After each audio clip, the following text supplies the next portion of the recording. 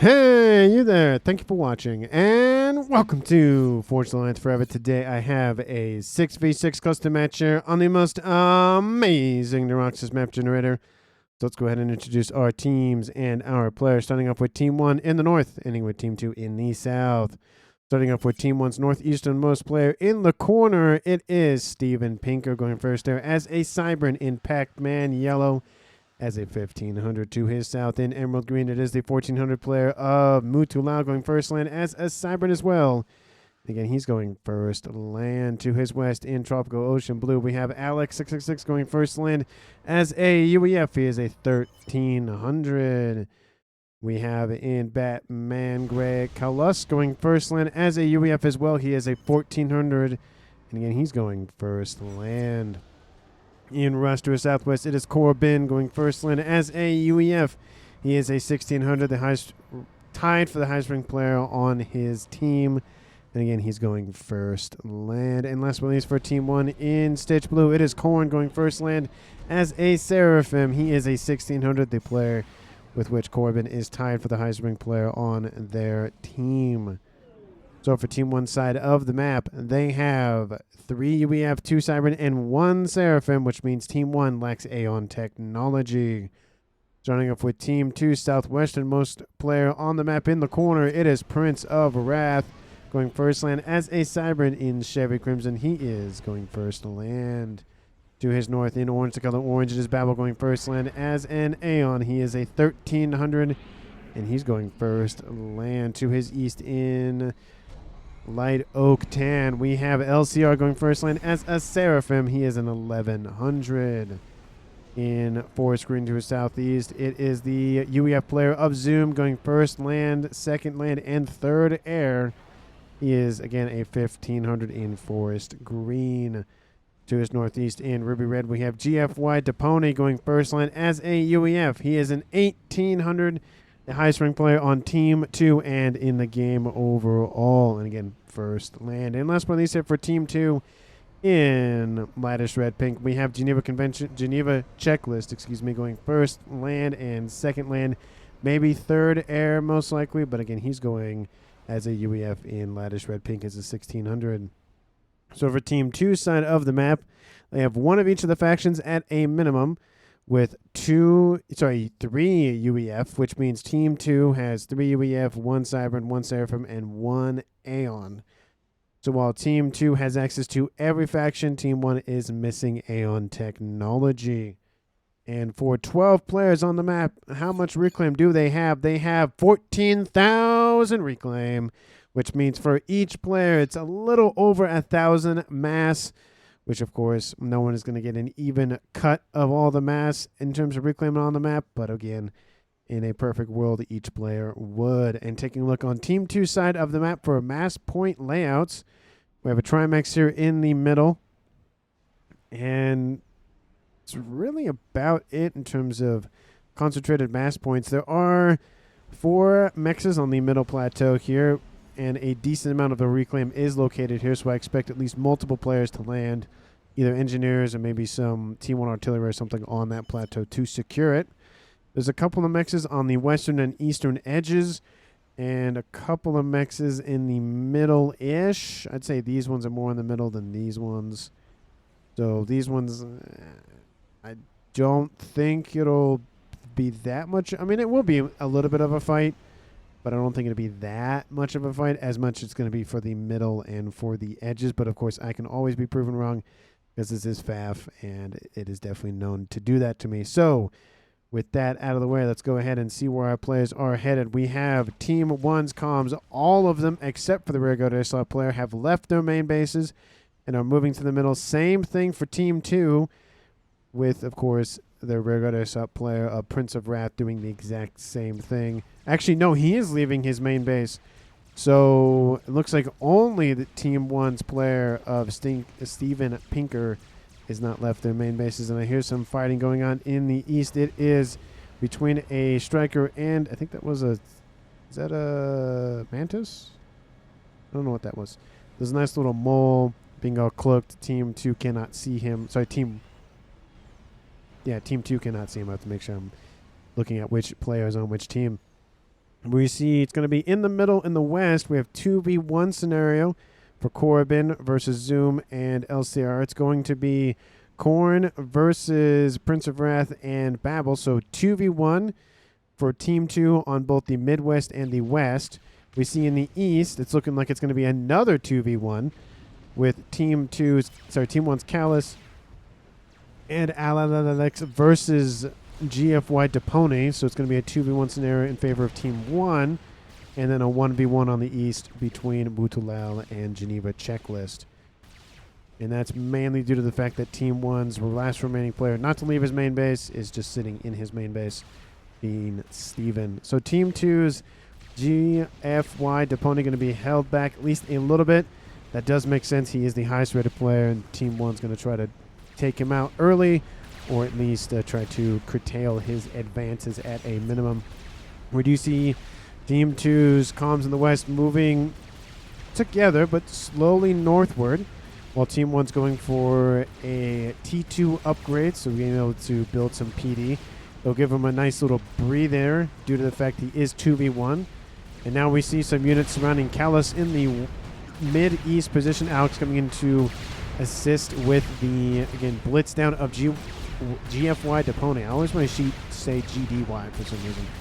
But Callus is being focused by it here by Team 2's GFY, and Alex going to be able to stand a little bit in front of him for a tiny bit and trying to draw some of that incoming fire. But the strikers continue to push north forward to trying to prevent any sort of reinforcements from arriving for these two comms. Nice distraction to allow GFY Depone to get out of there. And you see in the west that 2v1 advantage going heavily in Team 2's direction.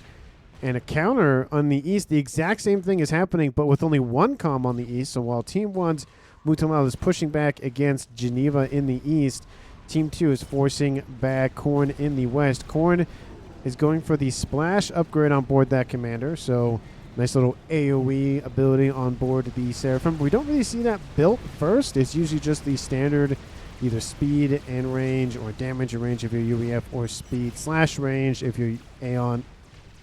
But never the splash first. Usually that's like the third or fourth upgrade. Gun damage and range coming on here for Alex. Calixon trying to hold off any advancement from Depone in the east. And Team 1's air player of Steven has secured the upper plateau, which, I mean, I kind of figured one player would go for it at a minimum. I figured at least two might go for it, but apparently not.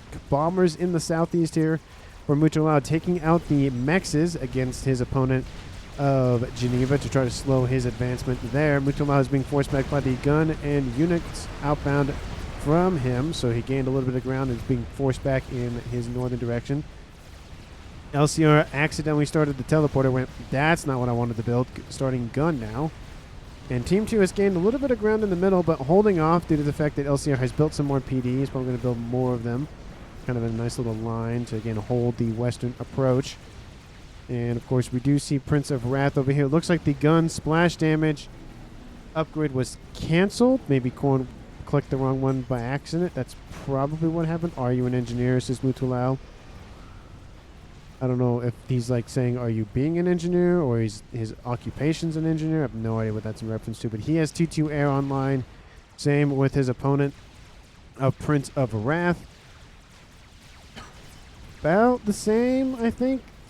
There's no T2 Pigeon online, so Team 1's definitely in the lead for that. He has two of them. Well, one of them online, and then the second one going to be built. And he's already started his T3 upgrade. Gun damage range has been finished off for Alex in the middle. Callus going for T2, so nice compliment there. One going for the tanky, offensive play, and the other one going for the defensive, trying to hold the line play. And in the east, Team 1's Mutalal taken out by Geneva Checklist. He just walked him down, and it will be the first kill of the game at 7.5 minutes. Team 2, 6 players left. Team 1 at 5 players left, and Steven will most likely inherit that position, or Alex will, either or. I don't see, Corbin could grab this, but I feel like it'd be best served to give it to one of these two players. Let's see what to expect. Dude, you just walked in, and so he's a little bit annoyed. I like how our air player is in his base.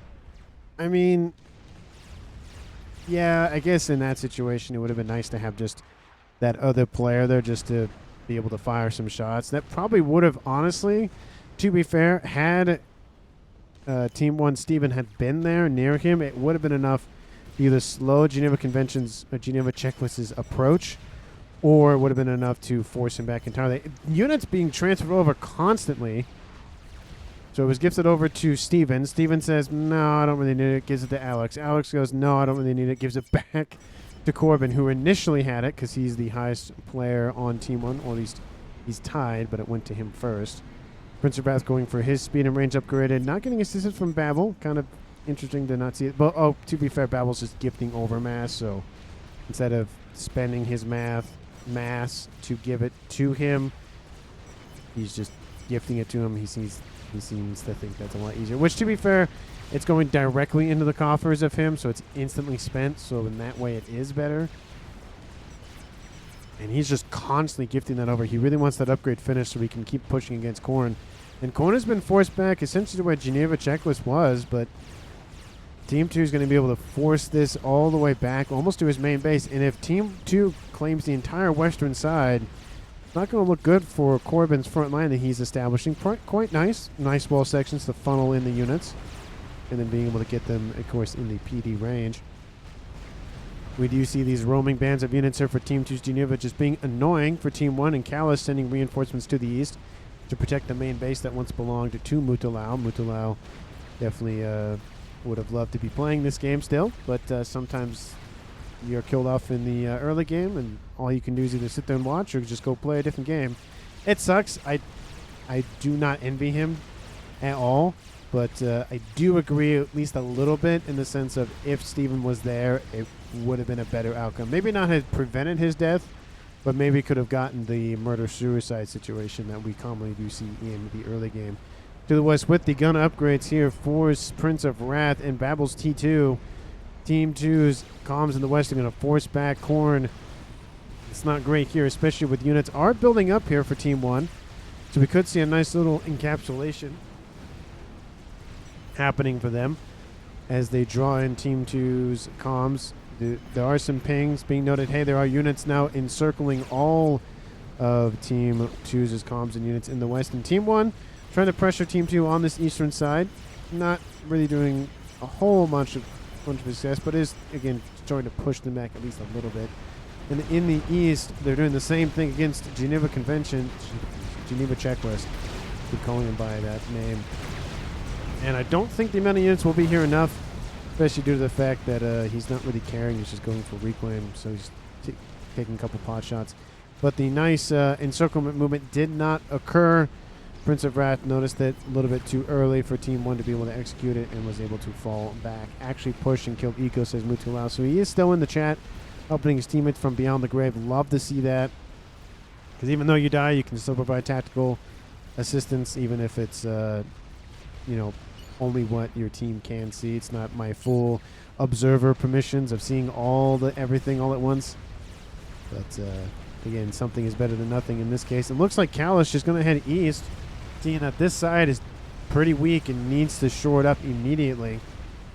Do love that audible call, especially with Alex holding the ground for the time being. DFY still doesn't have an upgrade on board, and LCR does, so Team 2 could easily push.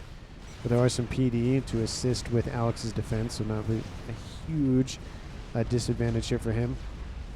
And it looks like the momentum slowing down quite heavily here for Babel and Prince of Wrath.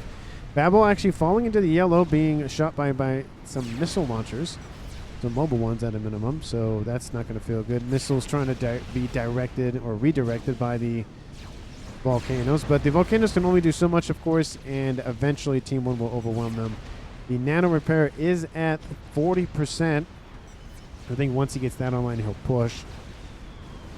And in the east, looks like another attack has started to emerge here for Geneva Checklist. Callus building up some more AA to be able to prevent any bombers overhead. And Checklist goes, they're tickle cannons, but they're still annoying. And some Team D need to be built immediately to deter those missile launchers. And Callus is going to continue to walk forward. T2 and gun versus T2 gun and missile launcher. So we could see a Billy Nuke maybe at 20 or so minutes. Both the air players have T3 air. I noticed Steven got it a couple minutes ago, and obviously Team 2 was right behind it. So both teams have T3 air, no advantage in that regard. I don't see any bombers that came through, so no one went for early bomber.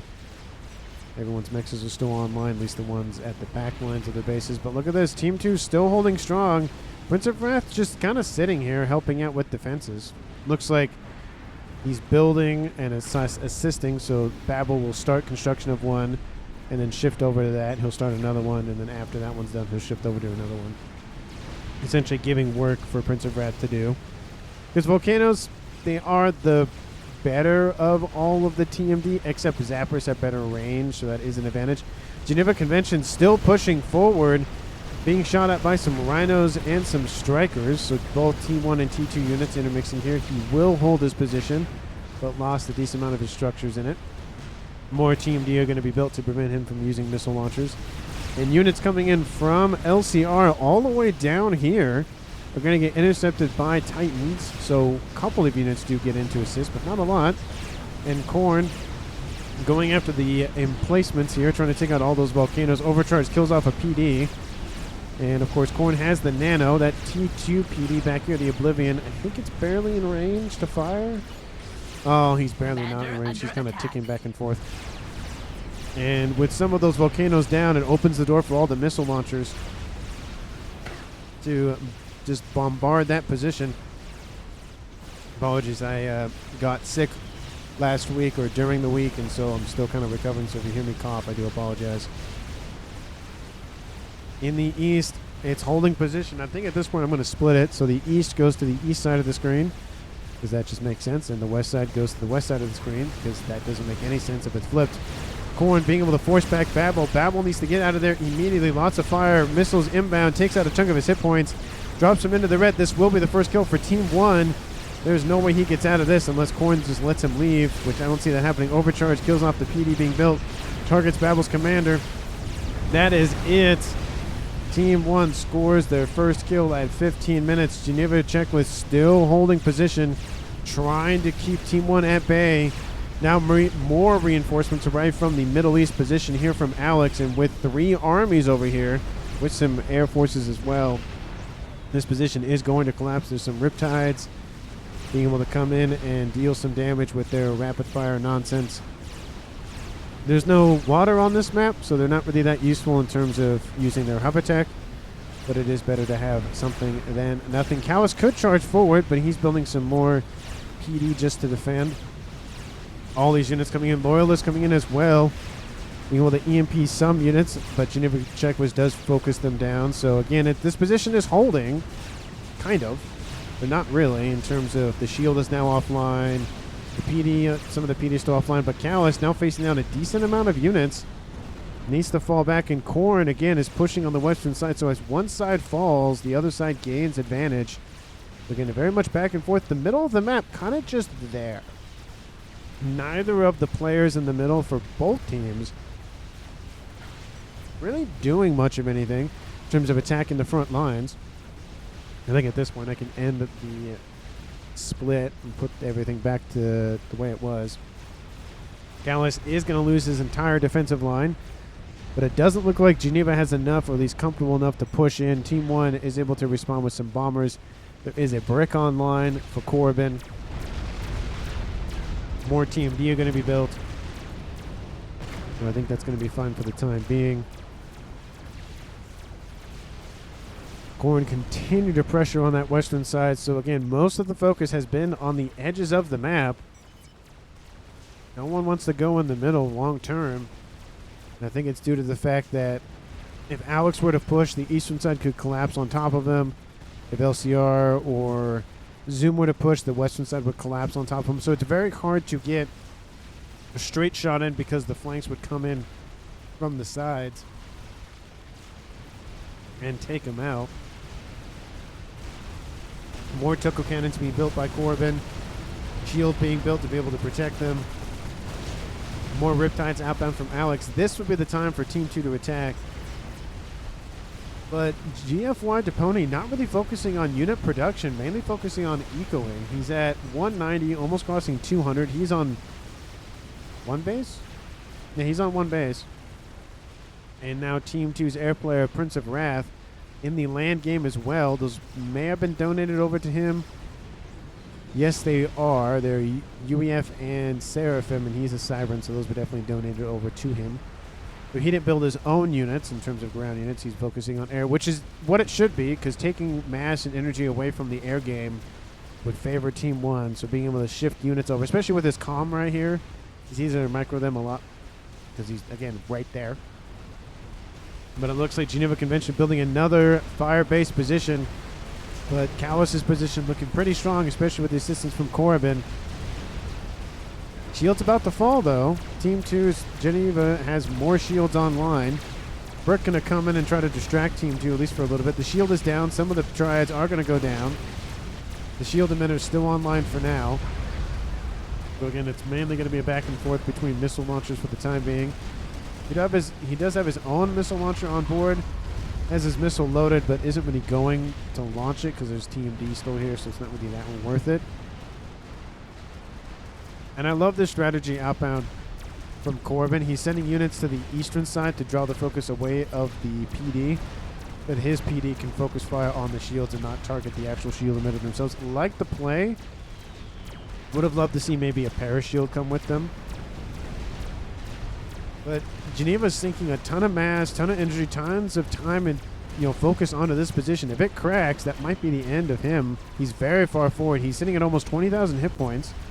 He has to be very careful. That's a long walk back unless he gets a transport, but that's very dangerous with Team 1's air. I mean, it is over here, but it is still dangerous. That position is starting to collapse, and it looks like Geneva is just going to say, nah, I'm just going to fall back, get my mass back, and call it a day. He was able to deny some mexes for a little bit, but not for long. And is thinking about, 20 minutes. There could be some gunship snipe on the cards, that sort of thing. So has to be very careful with how far he does push forward. In the west, Korn has fallen back, but his units are keeping position, getting some mass from this Mechs line over here to the west. Still nothing in the middle. It's mainly just been the edges. We had that initial fight in the middle. That's really about it. Why I'm against multiple people, says Geneva checklist. I mean, to be fair, Team 2, GFY and LCR and Zoom really focusing on eco. I mean, LCR does have 2 bases, but he was attacked a little bit ago. The Pony at 200, a little bit over that, and Zoom at a little bit over 200. So, again, they're focusing on ecos, which will play to the later game. But if too much of the front line collapses, especially on the eastern and western sides, the middle will just get, sucked up from the sides collapsing on top of them. Team 2 has established a plateau position here, knocked out Steven Pinker from this position, and Zoom has taken that over. So there is a little bit of forward momentum in Team 2's direction for that middle, lane, slot, whatever you want to call it. But overall, Team 2 is sitting at 980, almost 1,000 mass. So it's, focusing on the eco without taking a significant amount of losses has played well for them. Team 1 at 830, so leading almost 150, 140, depending on energy consumption and being negative on that, whatnot, case may be. So I'd say average 100, max 150 per second difference. Both teams have lost a player. Team 1 lost Mutulal first, and then Team 2 lost Babel. But let me know down in the comments who you think is going to currently win this game. It is 21 minutes, 15 seconds. Please, if you haven't done so already, like the video, subscribe to the channel. And again, thank you so very much for watching. This video is going to be releasing right before the 1.25K subscriber thank you milestone video. So if you haven't done so already, please go ahead, take a look at the community page on the channel. Vote for what kind of game you want me to cast. And obviously, I will record that video as of recording this video tomorrow, but when you're viewing it today. And we'll see what it is. I usually try to wait till like 4 or 5 p.m. to kind of get as many votes in as possible. But I really do appreciate all of the comments, the feedback, everything that every single one of you does do for the channel. I really do appreciate it. Even if you just watch for 10 minutes, even if you comment once, even if you have just been encountered the channel today or yesterday. Thank you so very much. I really do appreciate it. And again, enjoy the cast. There's only so much I can say. I really do appreciate everything that everyone does for the channel in whatever way that you do it. Nano Repair going down the way for Prince of Wrath. He has gun and stealth, so definitely the next step for a Cyber Commander. Zoom retreating to the south, and then goes north for some reason. Maybe he just misclicked. But in the east, Bombers over top going after Geneva Checklist. I saw some Corsairs being built earlier. Most of those do miss, but it drops his health to the Reds. And with 21,000 hit points on board that commander, that is a ton to lose. And we even have some Percy's from up above on this plateau, having a nice little view of the explosion from Geneva Checklist's comm. This is the second kill on Team 2, dropping this game to a 5v4 in favor of Team 1. And I did mention the downside of staying that far forward is that a snipe could come. There's even a strap bomber that was built, so just focusing on that snipe, it relieves a... Look at this. I fought Callus, Alex, Corbin, and now Steven Pinker. Meanwhile, my team crushed Mike. He was... I mean, to be fair, units were being sent, so it wasn't like every single thing that those 4 players were doing was being sent to this one line. But when you do have 4 players' attention on you specifically, it does really just feel like it's you against the world. But definitely feel for Geneva, but he should have, when he fell back from this position, should have just went all the way home, or at least to a further back position. That is the downside with having such a forward position, is that if your opponent has, lines like this, they can easily collapse around you, which is what tried to happen in the West here for Korn, but couldn't really make it materialize it then against Babel. Actually, it was Prince of Wrath at the time, but almost made it happen. Wasn't able to kill one of the comms, but not the one that he necessarily wanted to kill. We do have just the units coming in and cleaning the rest of Team 2's operations in the eastern line. In terms of map control, Team 1 sitting, I'd say about 50-50 with Team 2, with Team 2's little outcropping in the middle. We do have an artillery position being built here by Alex. Alex hasn't really been attacked. And again, Team 2 focusing on eco. It's not really favoring them now. Team 2 probably at 1.257 or 1.275, something like that, pretty close to 1.3. Team 1 at 1.1k. They're starting to catch up, especially with more and more territory being grabbed and secured by Team 1. Another attack in the west, outbound from Korn, trying to just snipe at Team 2's eco constantly, or at least that LCR is at a minimum. I would love to see another Omni sensor, especially for GFY, maybe up here on this plateau or right here in this position, just to give a backup. Having 2 radar systems next to each other doesn't really do a whole lot. It's a nice backup, but bomb in between those would kill them very instantly, so just food for thought there. Loyalists going up, actually those are Titans, excuse me, and Bricks going up against Titans and Percy's. Favorite Team 1 in that regard, and now just the floodgates have opened. Team 2 is bleeding on this eastern side. GFY does gain another base, to be fair, so he's up to 500 mass income.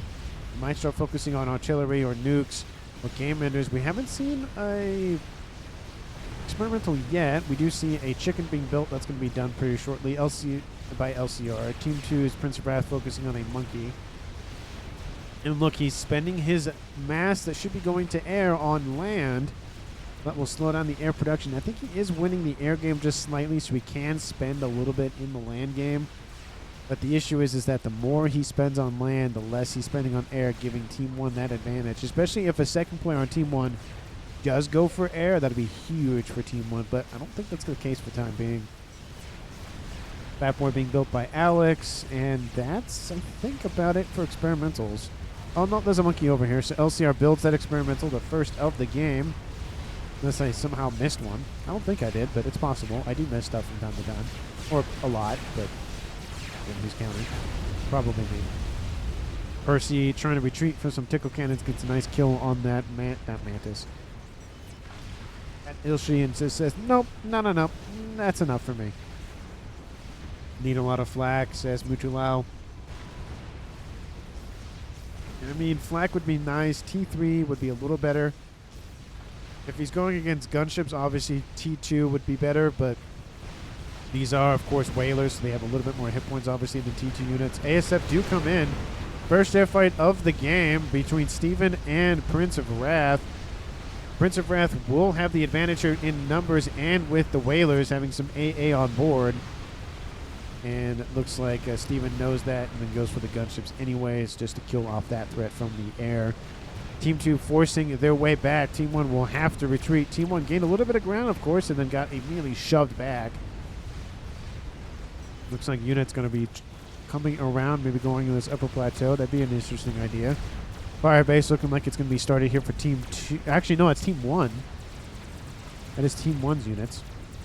I don't know why there's a command to reclaim over here. That's very weird. Anyway. Corsairs over the top targeting those Percys. And I would assume the air from Team 2, yep, will be called in immediately. Yep, there they go. They're going to get one more pass in. At least some of them will. And that will be it. Strap Bomber over the top will die. There's no coming back from that. Sorry, Strap Bomber. You are going to die. There he goes. Team 2 forcing their way back against Corn with that chicken, acting as a nice little guardian. And Monkey coming to join it. So Team 2 going to force back Team 1 once again. And Corbin builds an experimental. We're assuming it's the, yep, it's the Monkey in the east. That'll hold the bleeding or the incoming threat from Team 2 at bay for the time being. And Spearheads versus Artillery Base. Some of those Team D are not under shield coverage, so not great there. Artillery able to be targeted by that Ravager because it's able to essentially arc its shots just barely over the cliff edge. Shield is down, and Artillery still raining in on this position. There's no pigeons surrounding it, so they won't get that nice fire rate advantage. And that might be what Team 1 realistically needs, or just more artillery. Or, you know, they have one of them like this, but, you know, nice little fire rate increased by 50%. Or, well, it's cut in half, so you're able to fire 2 shots in the time that it would take you to fire 1 shot normally. So fire rate increased by 100%. I guess that'd be the way to put it, not 50. That'd be 1.5 times shots in the same time it take you 1. And it's kind of slowed down a little bit besides the little shots happening between the middle. So I'm going to speed it up just a tiny smidgen just to increase that. But that Fat Boy is online now, and there goes that position. Goodbye. See ya. Bye. That's not going to last very long against the constant, you know, fire rate of that Fat Boy. Now the units that have been sitting down here are now being shot at. There are some Percys that are going to fall back as well because they don't want to be shot at. Monkey Lord, look out, says Mutulao. Still, Team 2's Mutulao doing a very good job of saying, hey, look over here. Hey, do this. Hey, do that. Hey, you should probably focus this. Love that. Because I don't see a lot of that from Team 2, at least. Oh, no, Geneva's doing it too, so not the only one. But we see some of those Rambo Preset Commanders online for Zoom. They have a nice long-range advantage. Percy's are able to still shoot them, though, so that's something to watch out. Chicken versus Monkey is only going to go one way. If the chicken gets close enough, this chicken is going to fall back. The Monkey Lord moving forward, not best idea, but it's trying to go west. Ironstorm will activate, take off some hit points off the Monkey, drop it into the yellow. That's a chunk, to be fair, and we'll get out of range. The Monkey might just continue to push, but again, that does isolate the Monkey from the chicken, so Team 1 will have a better engagement against that on land. With the... Oh, wow, everything gets transferred over to Callus. I was going to say Corman's pushing east, but Callus is now pushing east. With that Fat Boy in the middle, it's going to be Fat Boy v Fat Boy here between GFY, Depony, and Alex, 666. And is Team 2 producing anything else? Just Fat Boys, bunch of E-storages, SMDs everywhere. Satellite's going to be started. Another chicken, and more SMDs. So just lots of SMD coverage, quantum gateways for RAS/Rambo comms or engineering presets if you're the Seraphim variety. Chickens being built by Team 1. Fat Boy as well. And another Fat Boy. So no really aims to end the game yet besides that one satellite. One isn't that bad. Good to just assign to just, okay, take out all the T3 mexes and call it a day kind of thing. but not really to assault a highly fortified, shield base with artillery or nukes or whatever's firing underneath it. What was that? You are pretty good, impressed, says Mutalal, talking to Steven. Tower defense, everyone's saying tower defense. Crab going to be built here pretty shortly. I don't know if that was a sarcastic comment. Oh, he made one whole AA, in fact, says Geneva Checklist. I don't know what that's... Oh, maybe talking about Callus, I don't know. But Team 2 now focusing their attention in the Midwest slot. We've seen a whole lot of nothing from this lane, so it looks like Team 2 now trying to expand their influence that way. With them gaining at least the midpoint on the western side, they've been kind of satisfied with that. They're claiming the chicken wreck, of course. So they want to secure that first and then move on. Definitely a smart move there. TML going to go down. So that's going to be a little annoying. And units trying to hide on the other side. How? Reverse. Yeah, that's really funny. Look at that spearhead being like, guys, can you hit reverse, please? Hit reverse. Hit the reverse. The fact that units can just sit like that is very funny. But Team 1, they have a chicken and a fat boy to deal with, and they have nothing to realistically deal with it. But in the east, it's Fat Boy v Fat Boy, but the shields favor Team 1 with all of the parachute. Well, okay, the parachute came off once. Never mind. And now the Fat Boy isn't targeting the other Fat Boy. Looks like it's a Percy. It's been released. This Fat Boy trying to get out of range. It does. But Team 2's almost lost their Fat Boy as well.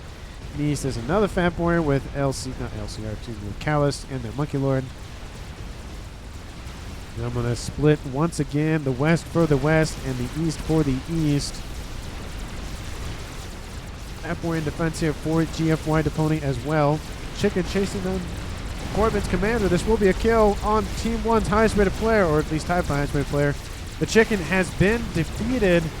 That's not a great place to be defeated with that Team 3 land headquarters right there. And transport was outbound. I don't know if it was coming to pick up the comm. No, it's just delivering units somewhere. And Team 1 will also lose the Fat Boy as well. That's not great, but Team 2 will definitely take the trade of a Fat Boy and a T3 land headquarters and a comm for one chicken. I'd take that trade any day of the week. You do that 6 times, you win the game. When you look at it that way. If you can make it happen, but it doesn't happen every time, obviously. Monkey and Chicken pushing up once again. Team 2 really trying to force their way down Team 1's throat on the west and the midwest positions. It looks like the assault in the east has been halted for the time being due to the Fat Boy and massive amounts of PD. Satellite over top targeting the Mechs as well. And Team 2 just just stomping on Team 1's throats. It looks like it's going to be a nice little encapsulation occurring here pretty shortly against Corn in the west.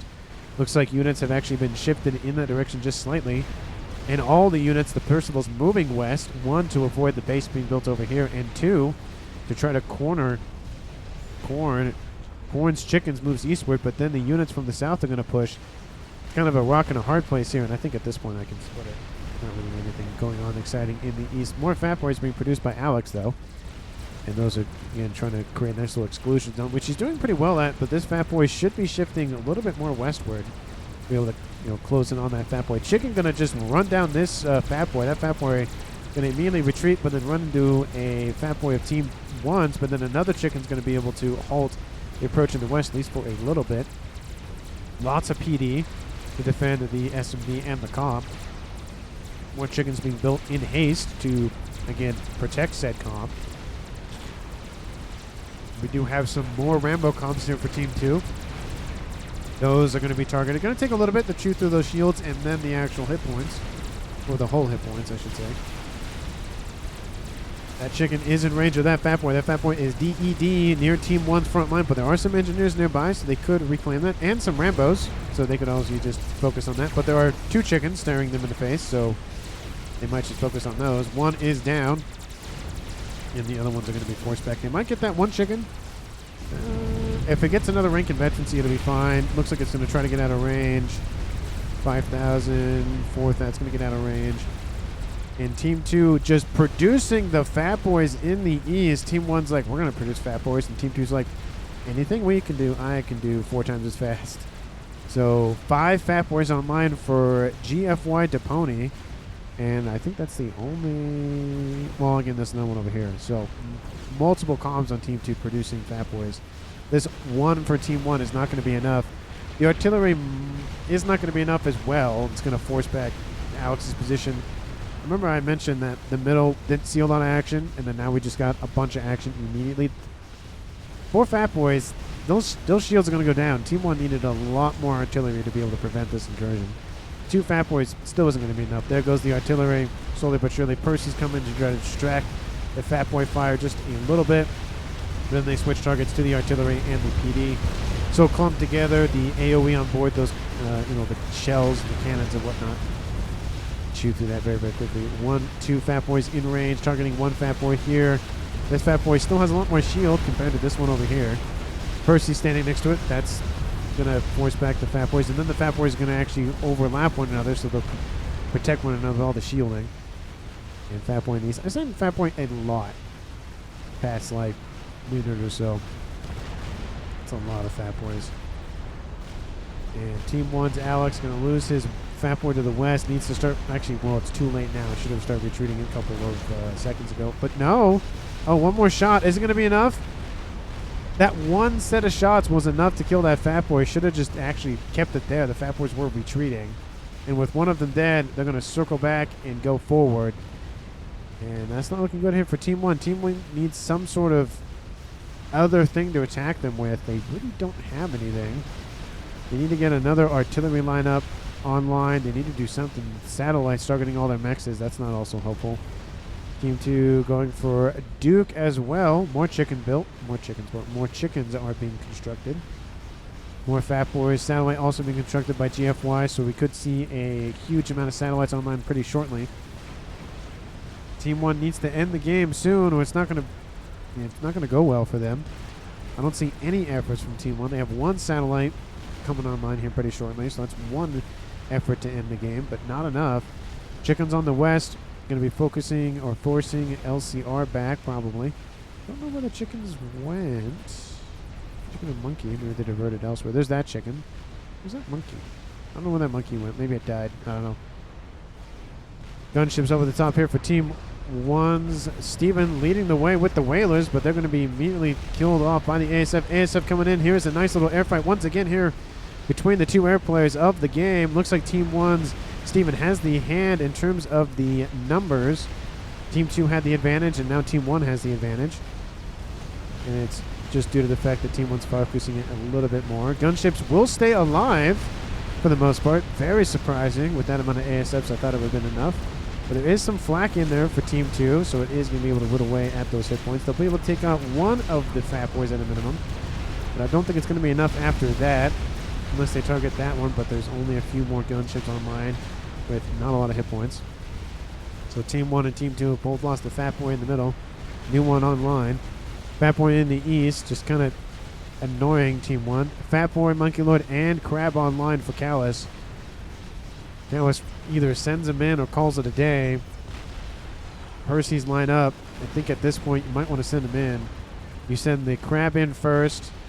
Actually, you send the Monkey in first. You have a ton of units back here as well. Brick and Percy's and AA and Parashields. I think call it a day in the sense of I think it's enough to just force back Team 2. The Fat Boy is retreating. This is the time to go for it. The Percy's are going to just charge head forward. But I was going to say they're going to immediately be pushed back, so it's probably not going to work out. Again, only 1 Fat Boy was killed off in that gunship attack. Team 1 sitting at 1.6k. Team 2, 2.2k almost. They were at 2.2 just for a second. Team 2 leading the game by, I'd say, 500 mass at a minimum. And now with 2 satellites overhead, probably a 3rd pretty shortly. I thought I saw... Oh, no, there's another one being built. Artillery coming online in the yellow here for Team 2 Zoom. So again, Team 2, they're making the moves that then Team 1 are responding to. So every time Team 2 makes a move, Team 1 goes, oh, that's what they're doing, and I'm going to counter that. As long as Team 2 can keep the lead in terms of them acting and Team 1 reacting, they'll probably win. I do love the fact that Spearhead is still alive over there. But if Team 1 can be able to take the reins of the game and say, well, we're going to be acting and you're going to be reacting, that might be enough to shift things in their favor. With the two Fat Boys down the center, it will force back Team 2 a little bit, but they won't lose a lot of critical systems, just kind of outlying mixes. If you keep building up units there, that's not going to be helpful either. And that's just probably a waypoint that just needs to be changed, essentially. And it looks like the attack is slowly commencing on Team 2's eastern side by Callus. Callus has been very good at just holding the line. Again, getting a kill on Geneva Checklist also helps with that. And it is a 4v4 tied-up game with the death of Corbin that I mentioned earlier on, so I didn't mention the numbers left, but everyone saw him die, so it was essentially implied. But Fat Boy's pushing once again here for Team 2, but there's a lot of shields surrounding one Fat Boy. They're not really holding out. It looks like the satellite now redirected on the Fat Boys. Team 2 going, those are the most annoying. Where's Billy? Mass, please, says Steven. And GFY would be the only one that could probably do that. He still doesn't have any upgrades on any of his segments on his comm. Very interesting. Team 2, yeah, neither of the UEF players remaining have Billy Nuke. Team 1, Alex could do it. He's not going for it. Callus to do it. He also isn't going for it. And that is it. Very rare to see a UEF game and neither team is having anybody going for Billy Nuke. There we go. And two satellites over top force back the Fat Boys once again. Team 1's front line is again collapsing. They had a little bit of a break, but it's not going well here for Team 1 on this mid-eastern side. 4 chickens with 2 chickens over here and a Fat Boy. This could be enough to just completely break through LCR and Zoom's defenses. 2 Fat Boys, but again, 2 chickens with a lot of shield support. I think the time is now, while Team 2's, one of their comms essentially is focused on this. Focus, says Zoom. Targeting these satellites over top. So Team 1 trying to, again, copy what Team 2 is doing. Team 2 has the artillery online. That's where that artillery is going to be placed, unless it goes for the air grid, which I highly doubt, because it's pretty well shielded. More shields are coming online all the time, though. And Fat Boys have pushed in here for Team 2. Units just coming in to assist, but they're coming in one by one. Fat Boys able to chew them up very, very quickly. Another gunship coming in here for Team 1. Where Team 2's ASF, they are all the way over here prepping for defenses on the western side, so it gives a huge advantage for Team 1's Whalers to be able to come in and take out those Fat Boys. Lots of AA, though, but it's not going to be enough to prevent the destruction of said Fat Boys. So all these Percys, all these AA units, all the Skyboxers and the Cougars and all that, it's not enough. Looks like, there'll be enough to take out the rest of the Whalers, but 2 of the 3 Fat Boys are down. And it looks like Team 1's comm of Alex being pinged by those Percys. It might just be death by Percy. Alex goes, nope, I need to get out of there. Need to go this way. Alex, go east. You have satellites over top. The satellites from Team 2 focusing the Fat Boy. I think the Percys will deal with that. They should be focusing on the comm. He is being a little bit, he's not even, is he being shielded? Well, he barely is. And, of course, those units are coming in, barreling in, focusing down the comm. There are more PD being built as we speak to defend. Percy's now redirecting their fire on the Triads. Looks like Alex then goes east, that's probably a better idea. And now the Fat Boy raining in a little bit of fire. Looks like that Fat Boy was finally killed off by Team 1 satellites. And the piercing attack doesn't get all the way in that it wants to. Didn't kill the comm of Alex, and now with the remaining Percys left, it's not enough, so he's just going to be content with what he can kill. The satellites over here are the primary focus of Team 2 satellites from Zoom and the artillery piece. It looks like the other satellites are coming in. These shields are going down. And there went one of the satellites almost immediately after I zoomed away, so the other one will die pretty shortly, so we know what happens. Team 1 has the opportunity to just at least try to attack. I think they feel that they want Team 2 to attack, have the mass be on their side of the map, but the longer this goes on, Team 2 has the advantage. They have the mass, they have the satellites, they have the artillery. It's only going to favor Team 2. Team 1 needs to make a break for it. on one of the sides. Second satellite is going to die. Doesn't matter. Some engineers are going to die. Some of those engineering drones are going to die. Shield being built. It's like, nope, not going to be built. Sorry, bye. There it goes. It is dead and gone. And at this point, again, Team 2 gained a little bit more territory in the east, but nothing substantial because it's a decent amount of just kind of empty territory. Callus gives everything over to Korn. And I think Callus might be out the door here. Tactical nuke is done, so GFY then goes for... He finished that in 11... Wow, that was quick. 11 seconds. That was really quick. I mean, when you're sitting at 800 mass and you hyper-focus it, that's pretty quick, to be fair. Gunships over here in the east, once again here for Team 1. Going after those Fat Boys. Fat Boys don't have a lot of AA protection, though, so this will be very great for them. They do get a nice little... well, I think they were building it, and then it was destroyed. So the land army could be engaging. ASFs need to be called in immediately to assist. The gunships are going to get chewed up here. Where are the ASFs? They're actually being hit by Fat Boy fire. That's never good. Looks like maybe Callus had to go or something. Is he still in the game? And then half of that transferred over to Alex. So Callus is just sitting there. Don't really know what he's doing. He's just building a Fat Boy. Maybe I had to go to the bathroom or open the door for his dog or something. But again, on the land side of things, Team 1, had that army been moving all along, Team 2 would have a huge problem to deal with. But again, they're just not fully committing to it. And the chickens do emerge, but have they waited too long? I think so. 2 chickens underneath 3 Fat Boy fire and a chicken pulling their attention, and the chickens just go, it's not even worth it, and they retreat. So that's free damage on those chickens. And artillery fire... Wait, no, that's a Billy nuke, excuse me. Gonna hit that Fat Boy. That's not gonna feel good. Lands a little bit short, but takes up most of the shield capacity on board the mobile pair of shields. The Percy, not gonna have a good day, is gonna... Oh, no, good. No, never mind, still not dead. And those Fat Boys do retreat. Team 2 gonna push up a little bit more. Team 1 needs to get the mass from those Fat Boys and funnel into something else. Satellites have done a great job in just killing off all the mass for Team 1, keeping them underneath 2K. And Team 1 now has their own artillery. Sorry, 2 artilleries online for Team 1's play of Korn. I mean, he got some more mass, to be fair, so that kind of helped for a minute. That's probably why he shifted things over to Alex. 2 artilleries online. The question is, what are they targeting? Oh, please hit ASF out of the air. Oh, that'd be funny. Oh, well, I guess technically they were making their way off their factories, but Percy's once again and Titans charge forward, but don't really get anywhere because of Team 1's, again, it's really hard to chase Fat Boys because they can fire while they're moving, and they have a long range, so it makes things really annoying to deal with.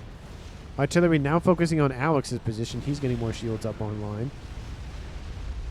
Still, I mean, I feel like Team 1 had a huge advantage, especially when they were already there with their gunships and their ASFs. They could have just pushed, at least take out this position at a minimum. And artillery on the double artillery enemy, arty. That would be smart coming out of Geneva. Just target that. Oh! Oh, no, that hit the ground. I thought it hit the air. Never mind. It looked like it hit them out of the air, which it may have, but I find it very fun when a weapon is able to take out a unit that it probably should never be able to take out. You know, like an artillery shell lands, takes out an ASF and kills off, a squadron or so. For some reason, that's very entertaining to me, and I don't know why. Or when a bouncer kills a ground unit, or when a bouncer kills an air unit that's just sitting there on the ground. That kind of stuff. The unconventional, the unlikely scenarios are the ones that I love to watch. But Whaler's going to now start to chew through all these Percys. Not a lot of AA in here, as there was last time when this attack happened. There are some Cougars, but not very many. And the Percys are, still holding here for Team 1. They are going to get blitzed down as the Percys come into range, though. And the Whalers not really focusing on anything, kind of just hitting everything. ASF shadowing those gunships, wanting Team 2's air to come and engage, but they don't want to. Team 2 has their own artillery. Well, they have their second artillery. Third artillery, to be fair, outbound from LCR. Fourth coming online here pretty shortly. Team 1 has almost their third as well. Korn trying to build more and more shielding. Definitely a good thing there. He has the Seraphim shielding, so the most annoying to chew through. ASFs are finally called in by Team 2's air player of Prince of Wrath, but the damage is done. How much? I haven't looked at the reclaim on the map. How much is here? Well, 65,000 in the middle is a lot. 183,000, most of it on Team 1's side of the map. A little bit still more over here from that Fat Boy that still hasn't been reclaimed, surprisingly. And here's the attack finally outbound by Alex. Was should have happened 10 minutes ago. And that monkey just needs to keep pushing forward. That's it. It's going to die. It would, you know, you could get some kills with it, but Team 1 using the crab at range. There's the laser, but the Perseus can shoot the monkey lord outside of its main laser range. Or maybe it just wasn't given a target either, or there goes that monkey lord. It is dead and gone. Will accidentally kill off some of its own teammates. That's never a good thing. And now the crab's going to be focused. Again, the attack should have commenced a while ago. And Team 2 shoveling everything they have. Look at all the Titans just running over there. Go, go, go, go, go, go, go is what those Titans are saying. Must go faster, must go faster. Team 1's artillery, how are you doing? Well, it's taking a hit, but it's kind of surviving. On the ground side of things, the ground attack has finally commenced. Multiple ion storms activating. Third chicken goes down. Colossus also in the mix. Team 1 does not have adequate defenses online for this. And Team 2's Colossi will be delayed at least a little bit. There isn't a lot of AA also in this mix, so those gunships going to be very nice to go after those very expensive units. Bricks also coming in from Prince of Wrath. Those will be targeted. Shields are starting to fail for the artillery. One artillery is down. Here for Korn, when you have multiple artillery and satellites focusing you down, not really that great. ASF's kind of just hanging out here. And looks like they're targeting the Dukes instead of the T3. What is that called again? The Hubbatham? Yeah. You have the Hubbatham and you have the Hathum, and I always, for some reason, confuse both of them because they are spelled. But for the same, but look at the attack from Team 1. Monkey Lord killed. Crab killed. Fat Boy killed. Team 2, that's a lot of stuff that they killed, and it's going to give them a huge advantage on the eastern side. I think this is the collapse of Team 1. Once the artillery officially goes down, that's pretty much it that they have. Unless they were building a game ender somewhere that I didn't notice. Nope, Team 1 not building a game ender. Oh, well, okay. Never mind. I lied. There is a Maver right here. I think it's a little late, but there's a Maver. Team 2 just kind of walking into Team 1's base. No Fat Boys online. Multiple lines of Ravagers being built. That's how they're going to hold the line. No Fat Boys here, so that will definitely help Team 1. And again, with 1, 2, 3 artillery plus 1, 2, 3 one of the artillery is down, and 2 satellites overhead targeting the other satellites. All the artillery are down here for Korn. Where's Korn's commander? Right here. He's going to die in a blaze of glory. I'm going to walk in front of that Galactic Colossus. Save as much time for his PD. Crab also nearby. Gets up at the last second. Needs to walk back immediately. He's facing down 3 Colossi. LCR is the one that claims the kill on him. I mean, he was literally standing in front of him. And SMD being loaded. That's not really the focus here. The SMD's going to die no matter what you do. Oh, transfer of control of units. Definitely doesn't favor Team 1 there. And Kala's control case in the east. He sees the death coming. Maybe he got back and went, nah, I won't be able to help this situation. And those units are invading. Everything dies. Well, not everything, but he dies. Mavor is a little bit under 50%, but still, that should have been happening a couple minutes ago, or 10 minutes ago at a minimum. Yeah, it's just there's too much online for Team 2 to really have Team 1 break through. And it's just the beginning of the end. As I mentioned, that attack, like I said, in the east should have happened earlier. The Mavor should have been started sooner. Team 2 just built up so many defenses and then we'll just send it all at once, and that was enough. Chicken's actually now chasing the rest of the units. All of the Colossus are dead. So there is something. But again, even if They're not dead. Oh, well, Steven control Ks, so his base is being invaded by Titans. I mean, his PD are doing a pretty good job of holding that up. Everything transferred over to Alex. It's going to take a second for their targeting, to reset. But the air grid is starting to go down. Mavor is above 50%, so that is something here for Team 1. But 3 satellites plus, 2 artillery. Soon to be 4. Yeah, it wasn't really going well. Team 2, again, they started going for the end game sooner, and that's really what won. And also all the mass, that also helped. But it's Alex versus the world now. 53 minutes on the clock. Trying to build the massive weapon that is the Mavor, but shields are collapsing around him, trying to assist him as much as they can. There goes the main shield that he was assisting. Artillery lands, takes out the Mavor in one shot. And Alex might need to control K or evac or something. He's got to make the call. GGs are out. He's losing hit points. Satellites running around. Percy's running around. Artillery, landing on top of him nearby. Every which way. Will he go out in a blaze of glory? Will he just teleport out, see you, bye, call it a day? He has lost this game. He's not getting out of it, so he might as well call it a day. I mean, he still loses the match if he recalls, but I think he just wants to go out in a blaze of glory. Oh, gets saved by a couple. Nope, he's dead. I was going to say a couple of those Percys almost had the shot on him, but I think the artillery from Zoom killed the Pony's units, and that was it. That was it, folks. 54 minutes and 8 seconds on the clock. Team 2 wins the game with 4 players remaining. MVPs for this game, I think it's kind of hard because even though GFY Depony didn't do a whole lot early to mid-game, he really came through late to end-game. I mean, you can see he was constantly just running units into Team 1's base. And just being very, very annoying with the satellites as well. He built all those fat boys. They were eventually killed off. Not a lot was reclaimed. Though I guess there's some stuff over here that was reclaimed. But had Team 1, I think, had been better focused on the reclaim, they would have had a lot better of a job. I mean, when Team 2 has, I think, was that killed off? I think that's what that number means. But when Team 2 accrued almost 750,000 mass more than the opponents, definitely shows with all the artillery, all the units, and all that stuff. But MVPs, I think in general, might have to be given to, I think, Zoom. He's the one that kind of started on the late to end game earlier than anybody else. He got his artillery online, got his satellite online.